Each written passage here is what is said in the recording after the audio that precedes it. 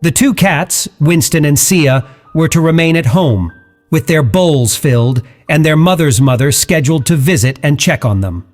The day of departure finally arrived. The family bid farewell to Max, leaving him wagging his tail eagerly, ready for his adventure with the neighbors. Winston and Sia, on the other hand, watched curiously from the window as their family loaded their bags into the car and drove away. The first day passed, and the hostess's mother arrived to check on the cats. To her surprise, only Winston was there to greet her with a welcoming meow. Sia was nowhere to be found.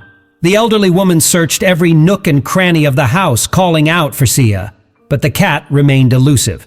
Puzzled and concerned, she filled Winston's food and water bowls, leaving extra for the absent feline, and decided to return the next day, hoping that Sia would return from her hiding place.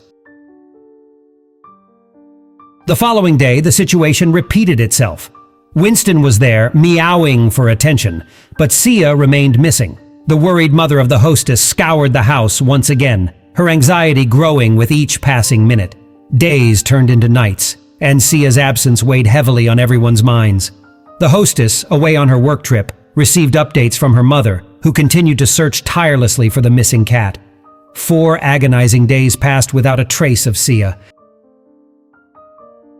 Finally, the day of their return came. The family was exhausted but relieved to be back home.